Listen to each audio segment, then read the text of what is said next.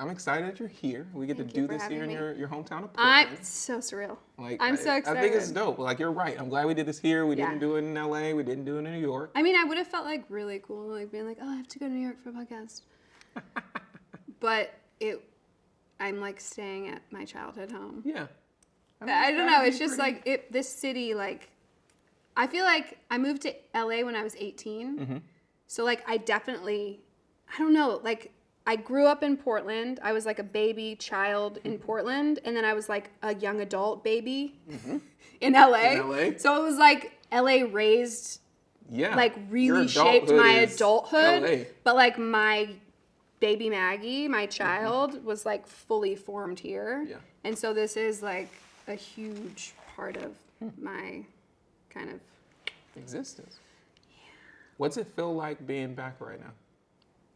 Hot. Great. It feels really great. I always have so much fun coming back to Portland, and I have so much fun looking at it through the lens of someone who's been in Los Angeles for the last 16 years.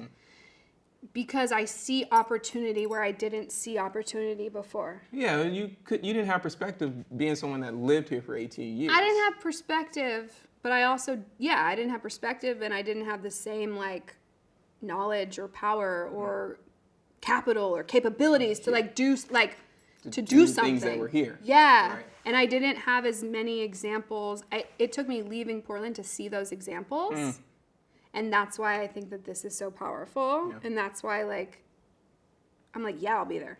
You know what I mean? But I think that it's so powerful for these like to share our stories. Yeah, I mean, otherwise, you hit on the point, right? It's a lot of times we don't get to see what we naturally lean to when we're younger as creatives. And so what could happen if it's not nurtured is you can go this whole period trying to be something else when your initial thing that you were gravitating towards is what you were supposed to be the whole time. Right. But you never saw anyone. Right. You never even saw a Maggie or knew a Maggie in your neighborhood. Didn't know any Maggies. Or just, and the constant unlearning of what we think we're supposed to be. And, I had a conversation about that yesterday, about the unlearning. That's a part we don't talk a lot about is because you built up so many of these things of what you thought. Yeah. But then when you actually move somewhere and you see these other creatives that they're like, oh no, why aren't you just wearing this or doing this or doing whatever you want? And you're like, I thought I had to do this to be successful. I did not know that like a jewelry designer was like a job. I mean, obviously it was. Yeah. But I didn't know it was one that I could do when I was 20 years old. Of course not. Until I didn't. So tell me about then, what were you surrounded by, right? Like I know your mom was a social worker, and I know your dad was a boilermaker, welding and things like that. Yeah. So what did you observe growing up? So my mom was a social worker my whole life. Like she was like advocate, angel, champion for like so many voices, so many groups. And so like I watched that, and I was always very aware of like the help that the world needs, right? And then my dad was a boilermaker. He worked at the shipyards. And so he would like go to work at like 4:30 in the morning and like 12-hour days, and he would like weld on weld on ships. Wow. And he had gotten into welding. He was from Long Island, New York. He moved out to Portland in the 80s. He got into welding because he wanted to make metal sculpture. Wow. And then he got a job at the shipyards, union, and he just kind of fell into. Yeah. But he was a dreamer, and he was obsessed with series Land Rovers. So like my dad was driving Land Rovers before everyone thought they were so cool. Yeah. And like here, you can't go down the street without seeing one. Right. And growing up, you couldn't hide. So he would be coming to pick me up from school, and you would hear the diesel like 2 blocks away, and I'd be like, gotta go. Because you'd be like, you would hear it coming up, and everyone would be like, what? And it was just like, you're just like, oh my God, this is so embarrassing. Stop looking, But he was obsessed, and he would always be in the driveway, like cutting apart parts and like making parts and like building parts. Like he would build crazy contraptions, like wild shit. But it was always like, oh, my dad's working on his truck. Like you didn't think of it as like this creative think of it as like, oh, my dad is like an artist engineer. Right. Like he's, I was just like, oh God, we get it, the truck. Like we get it, the Land Rover. Yeah. So yeah, I grew up lots of off-roading, and And Did you ever like participate in any of that stuff? Off-roading? No, welding? Just his welding and like when he's in those projects? Well, it was kind of like get out of my way. Like I got some metal in my eye when I was a kid. Oh, gosh. So like it's in my blood, really? No, but like I would watch and I would I'll share a photo with you. That's not true. I will share a photo with you of me as like a 1 or 2 year old with like, he's working and I'm like, I have a thing. It's a really good photo. Oh, so yes, I did. I was like in the mix. Yeah. I was always like dirty and like had bare feet and like splinters. Doing and something. Like always. So were you just an outside kid or I like, was an outside and you weren't like no TV, no stuff like that? No, we didn't have any channels. We had like the normal channels and it would be like Saturday morning and be like golf. Just I had no channels. The only thing I had to look forward to was TGIF on Friday nights at 8 o'clock. Yeah. So I didn't watch a lot of TV. I don't watch a lot of TV now. I didn't grow up going to a lot of movies. Like I don't watch movies now. People think I'm crazy. How do you spend your time? What would you just want to make stuff. Make stuff. Huh. I just grew up and it like, there's like a point when you're an adult, you're like, ding, ding, ding. Like I've been doing this my whole life. And I didn't, you don't realize until you do. But I know I didn't ever, and if I was watching TV, I was always coloring or drawing or beading. It was just background noise. It was just background noise, and it still is. Like I'll watch TV to like turn my brain off or to like feel good. Yeah. But not. You're not actually like paying attention to what's happening. I don't know who anybody is. Like, oh, this guy, this so. I was like, I've never seen Lord of the Rings. I don't know what you're talking about. I've never seen. So I can't ask you about the new Game of Thrones prequel. Absolutely not. Gosh. I will not talk to you about that. Harry Potter, Titanic, The Notebook, Matrix, don't know. But you know the titles. Well, yeah, to be a kid and like to be like a part of pop culture, you have to like know, kind of, but I just like don't care. It was probably like a defense mechanism. You knew of these things, but you didn't need to like, you didn't actually care to actually know about them. And I think as an adult, I've like doubled down, where I'm like, oh no, I've definitely never seen that. I never will watch that. Yeah. Yeah. No, it's because you probably are like way more comfortable in who you are today. Like, it doesn't mean that I love all parts of myself all the time. You know what I mean? But I'm pretty like, that's me. That's me. So you're making all this stuff. So what were you making as a kid? Like, what were some of the stuff you were making? Everything. Everything. Like, candles, paper. Candles? How do you learn how to make candles? You buy wax, you melt it, or you get the beeswax things and you roll them. There's lots of ways. I mean, everything. Yeah. Beading, looms. I got a sewing machine for my 10th birthday. I would make pants for myself before I would go to 4th grade. How did you get like the fit right? You just keep going. What else would I make? Anything like woodworking related. Just like anything. Who are you doing this with? Well, I'm an only child. I spend a lot of time by myself. But my parents or like me. Yeah. They're like, Maggie, go make some pants. Yeah, like, it would be before school. I'd be like, I don't have anything to wear. And so you're just, like, Maggie's just. Yeah, no, exactly. No, like psycho 10-year-old in my room. Yeah. Yeah, like weird. But also but really cool. Interesting. Yeah. Yeah, like I would be very intrigued to meet a 10-year-old that's literally sewing their own clothes. Yeah, it is kind of that unlearning because when I think back to how weird and cool that is, it's like how much did I learn when I was a teenager to be like, that's not cool. You know what I mean? Yeah. But like, yeah, so I was just really creatively and my mom went to college to be an art teacher. Okay. And she ended up being a social worker. So basically you're in a house full of creatives that don't identify as creatives because of society, essentially. Yeah, or just like, the way that I think about it is like, it's like, it was just kind of a way of life. It was just what you did. It wasn't like, the Simpkins way. I'm an artist. Like it wasn't, you didn't like talk about being an artist. You just made your Halloween costume every year because that's what you did. Or you made your piñata out of paper mache every year and then you painted it because that's what you did. or you made clay masks to hang on the wall, and because that's just what you did. Like, it wasn't. Is that like what y'all did, or is that a Portland thing? Like, did you discover that was like normal with everyone else that you would? Well, I went to. I mean, my parents were like retired hippies. So like I think Portland in the 90s was like a special place because there was like a lot of Burrs East and kale and like armpit hair. Like, that's not anything new. If you grew up in Portland in the 90s. Like, oh, you guys are just discovering lesbians? Like, duh. In here. We've been on that. Like, what?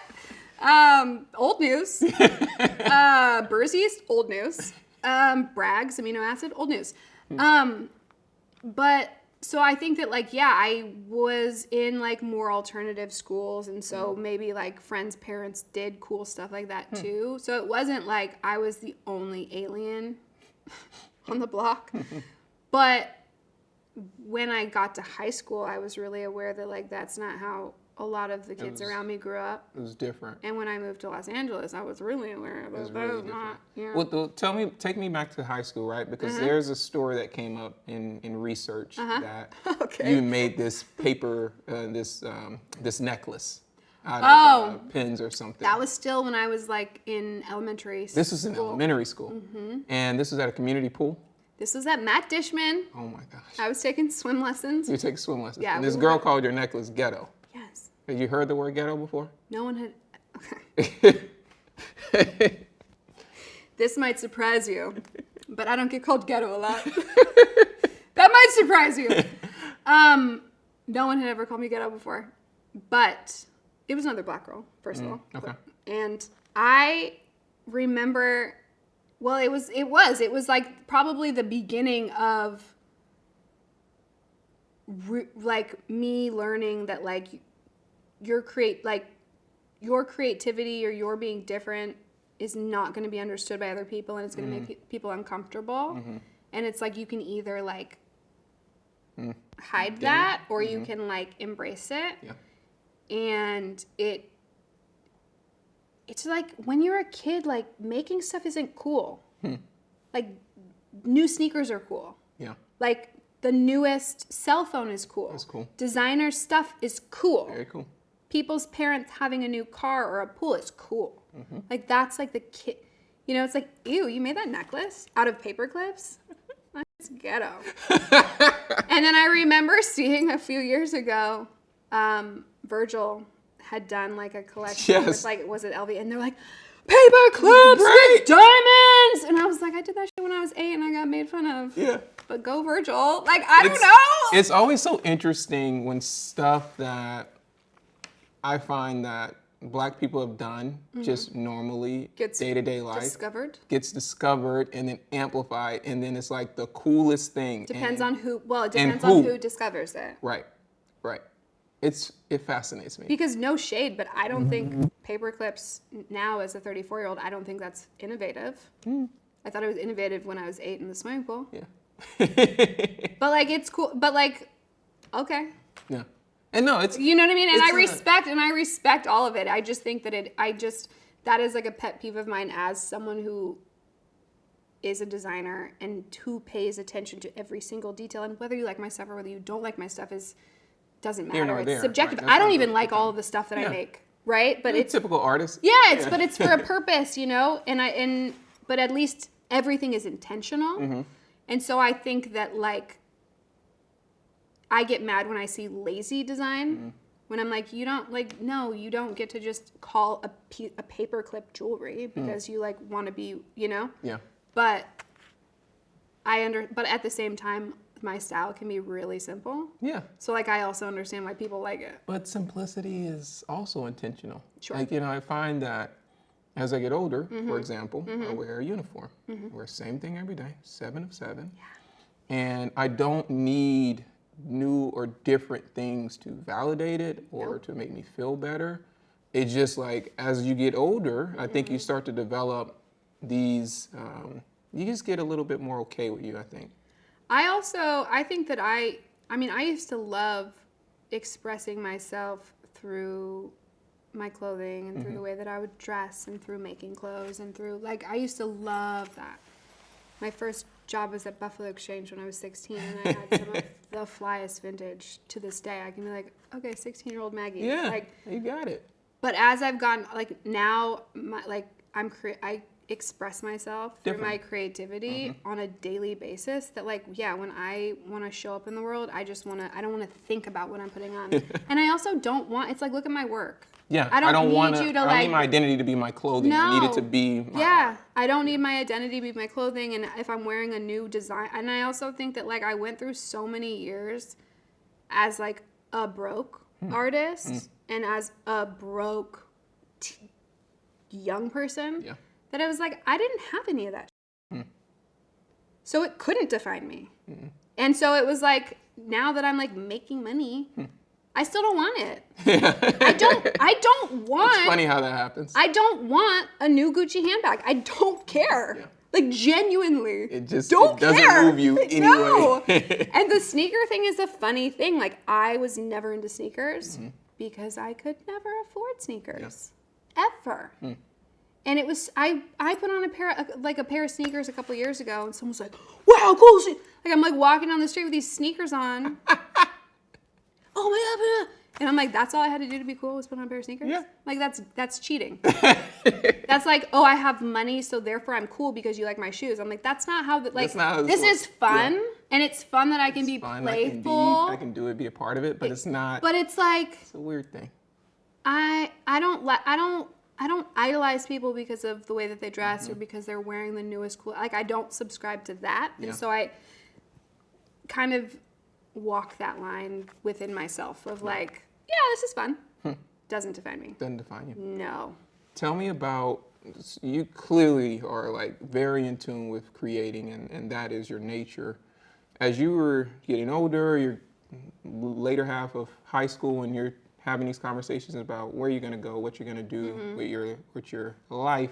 And it's funny, we always phrase it that way. It's like, what? Who knows what they're going to do with their life at 18? I still don't know what I'm going to do with my life. Right.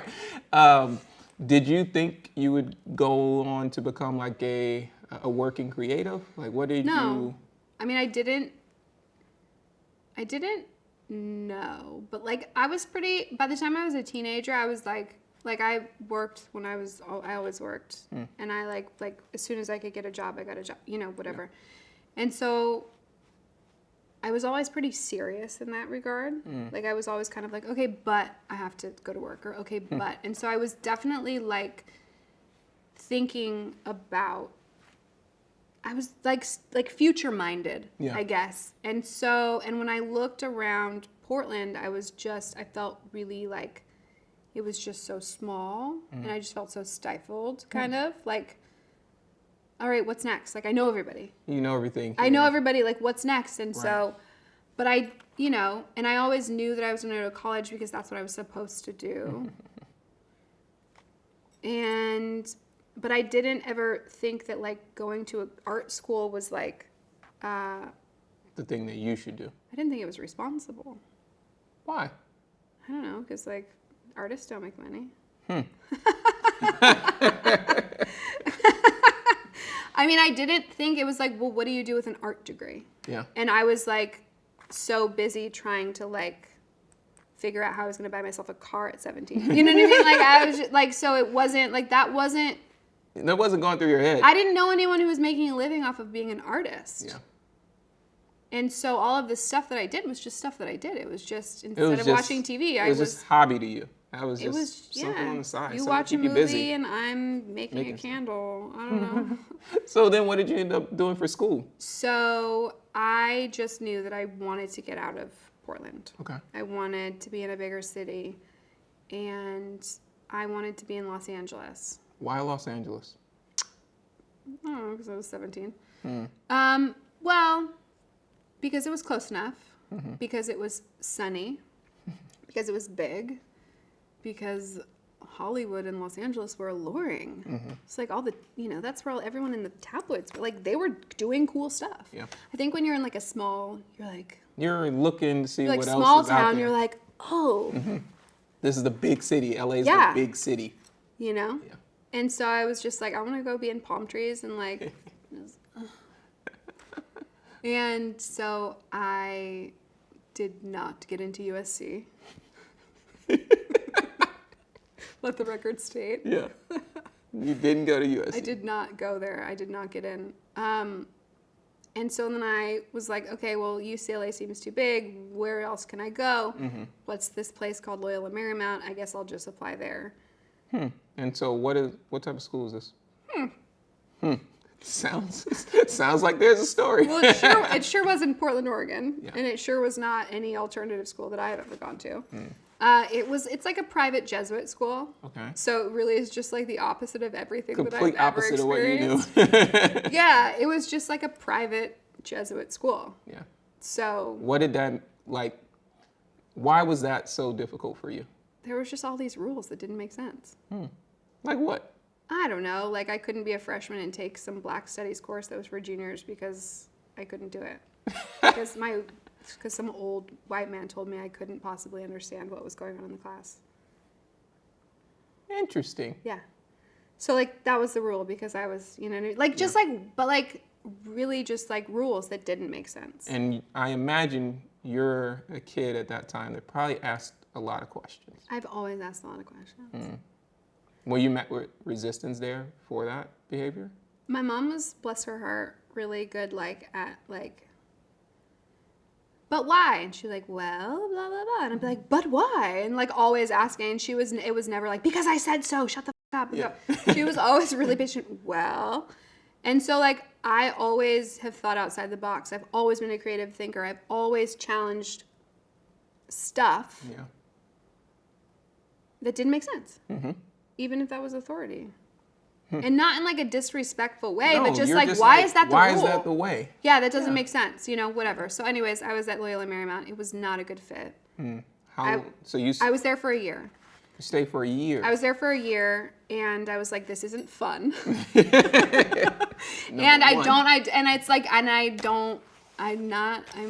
like, I'm taking out student loan. Like, it was just like not, I was just like, I can't.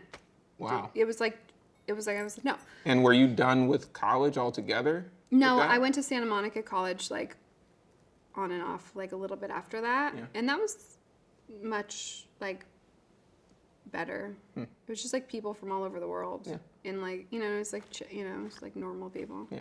But Loyola Marymount was also tough because I would, like, be walking to math class at, like, 8 a.m. and, like, I'm, like, still waking up. And then you have, like, this 18-year-old in a Range Rover that almost, like, runs you over on campus. And you're just, like... this cannot be real life. Like, where am I? Where am I? Yeah. So you clearly don't like it. You leave. I leave. You go take some classes here and there. I was working full time at Nordstrom, like working full time while I was also in school, trying to like pay rent and do the thing. And were your parents helping you? In emergencies, I would be like, hey, Mom, I can't. Really need some cash. Yeah, but not consistently and not in a way that ever felt okay. You know what I mean? Like, I have never felt comfortable taking money from my parents. That has never felt like I worked when I was in high school. Yeah. 15, 16, 17, 18. Like, I've had a job since I was 15. So, like, growing up, it was like we didn't have a lot of money. Yeah. And so, like, if I'm asking my parents for money, it's like because I'm like, really, what I mean? And I'm like, can't make it, right. Feeling really guilty about it. And then my mom's like, by the way, you owe me. I'm like, okay. You know what I mean? I mean, I was luckily, like, in cases of emergency, I could be like, hey, Mom, I really, really, really need help paying my rent next month. But that was not, like... That wasn't a normal... That wasn't normal. You weren't like every Friday were like, Mom, give me some money. That wasn't normal, and it wasn't, like, cool. Yeah. Yeah. You clearly had your principles. You were like... Yeah, that was like... Don't like that, and I don't like having to ask. Yeah, and it also just didn't feel like it was there. Yeah. You know what I mean? Because it was always like, well, what... I was just always aware of the sacrifices that my parents made. They were making. And I never took that lightly. I was always very aware of the sacrifices that my parents made. So you know, I always just knew that if my mom was sending me money to help me out with something, that she wasn't spending money on something else. There wasn't like a surplus of like cash. It wasn't a money tree in the backyard. No. So I just was really like, that being self-sufficient has been very important. So then how was working at Nordstrom's? I mean, I was a hustler, so it was pretty cool. But I think, you know, Nordstrom is a funny place because, like, you just, like, you're straight. You're just making commission on commission on commission. So, like, people really create careers. Yeah. Right? Like, if I'm, like, selling enough, if I'm friends with a bunch of shoppers, I'm like, yeah, just come with, you know? And so I would, like, watch, you know, the ladies that had been there for 20 years, just, like, the guys coming into the thing. But I was like, okay, this isn't my life. I like looked around. I was like 19. Maybe I just turned 20, and I was like kind of studying business entrepreneurship at Santa Monica, but I was like making fake business plans, and I was like, this isn't how I learn. And I was like working full time at Nordstrom, opening and closing, and then closing and opening. Like, it's like I was like, I just left here, and it's the morning. And I'm back to do the same thing. And I was like, this isn't my life. And I was in like a relationship, and I just like, and this was like the first time that I think that I really was aware of this like inner voice, like honoring it as a young adult, honoring this inner voice that like we're not taught to honor because it goes against what society tells us. It goes against what our parents want us to do. And I just blew everything up. What do you mean? I quit my job.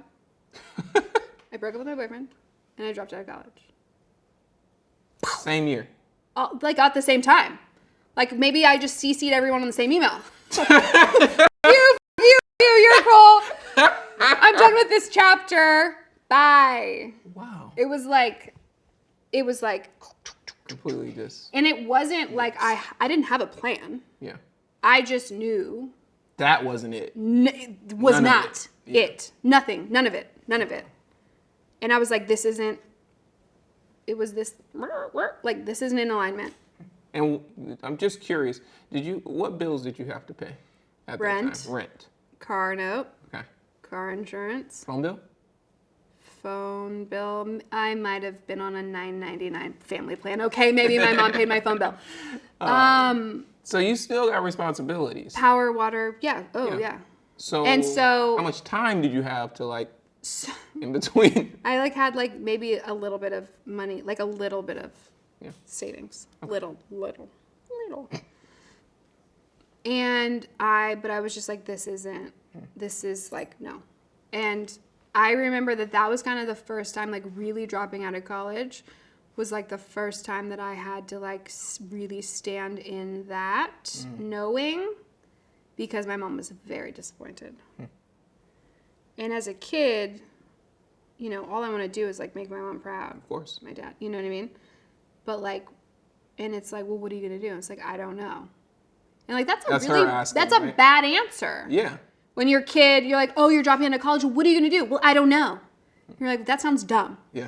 It sounds dumb saying it. But I knew that it was not, it was like, I'm like, this is not what I'm supposed to be doing. This is not good. This doesn't feel good. It's not just like I don't want to go to school. I mean, I didn't want to go to school, but I was good at school. You were bored. I was like, this isn't right. I'm not happy. Yeah. I'm not happy. Nothing's lighting me up. I'm not excited. I'm not inspired. It's a no. It's a no for me, dog. It's a no for me. So at the time, I just felt like consumed, and I needed to get really clear, and I needed to get back to this inner voice. And I was like, consuming relationship, consuming school, consuming 40-hour week, like, no. And so what I did was I had reached out to, there was this woman that used to come in and personal shop with me at Nordstrom, and I didn't really know what she did. I knew she had like an online store, but what I really knew was that every time she came in, she would like drop like $4,000 with her eyes closed. Like, what? You were like, she didn't blink. I'm like, what do you, I'm like, that will be $2,400. She's like, yeah, this is fine. And I'm like, oh, panties. Okay. Yeah. Like, what? Yeah, what do you do? And so after I quit, I like wrote her an email and I was just like, hey, just wanted to let you know I'm no longer with the company. I am looking for very part-time, just really simple work. Well, if you ever need any help with your store, just keep me in mind. And she was like, great, come in Tuesday, you're hired. Did you know what she did at that point? No, I just I knew she had an online store. Okay, so you show up. So I show up. It's at this like warehouse space in Hollywood, right off of Sunset, and like right behind the right by that In-N-Out Burger on Sunset and like Orange, whatever. I show up. It's like this warehouse full of boxes. And what I didn't know was that she had, one of the things that she did was she had like a jewelry line, like a private label kind of. Her best friend owned a showroom in the Calmart. Yeah. And so she was like,